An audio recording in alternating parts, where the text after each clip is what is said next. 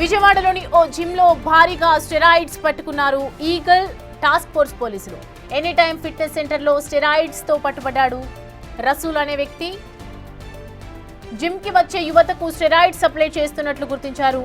నగరంలోని పలు జిమ్స్ కు రసూల్ స్టెరాయిడ్స్ సప్లై చేస్తున్నట్లు పోలీసులు గుర్తించారు. అయితే హెల్త్ సప్లిమెంట్స్ అమ్ముతున్న సమీర్ అనే వ్యక్తితో కలిసి రసూల్ స్టెరాయిడ్స్ సప్లై చేస్తున్నట్లు గుర్తించారు.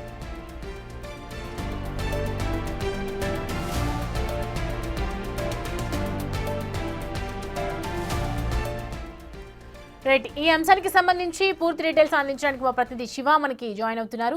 శివ, జిమ్ లో స్టెరాయిడ్స్ సప్లై చేయడం అనేది ఒకవైపు నేరంగా చెప్తున్నారు, కానీ ప్రస్తుతం అక్కడ జిమ్ లో ఉన్నటువంటి పరిస్థితులు ఏంటి, దానికి సంబంధించి డీటెయిల్స్ ఏంటి?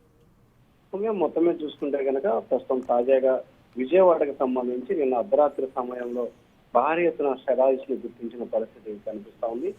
దీంతో పాటుగా ఎనీ టైం ఫిట్నెస్ సెంటర్ లో స్టెరాయిడ్స్ తో పట్టుబడ్డాడు రసూల్ అనే వ్యక్తి. జిమ్ కు వచ్చే యువతకు పూర్తి స్థాయిలో దీన్ని అలవాటు చేసి సప్లై చేసినట్లు గుర్తించారు.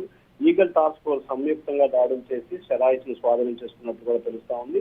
అయితే నగరంలో పలు జిమ్ సెంటర్లకు రసూల్ స్టెరాయిడ్ సప్లై చేస్తున్నారని చెప్పి కూడా స్థానికులు గుర్తించారు. అయితే నవీన్ సమీర్ అనే హెల్త్ సప్లిమెంట్ అమ్మే వ్యక్తి ద్వారా ఇవన్నీ కూడా కొనుగోలు చేస్తున్నట్లు అధికారులు గుర్తించారు. పరారీలో ఉన్న సమీర్ స్నేహితుడు సునీల్ కోసం కూడా పటమట పోలీసులు గాలింపు చర్యలు చేసినట్టు తెలుస్తా ఉంది.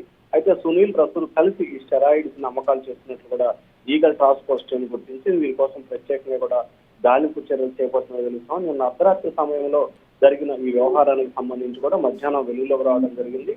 ఈగల్ టీం బృందం వీరి కోసం ప్రత్యేక గాలింపు చర్యలు అయితే చేపడతా ఉంది. Soumya. Right Shiva, thanks for the updates. Right, చూస్తున్నాం కదా సమీర్ అలాగే రసూల్ స్టెరాయిడ్ సప్లై చేస్తున్నట్లు ఒకవైపు పోలీసులు గుర్తించారు.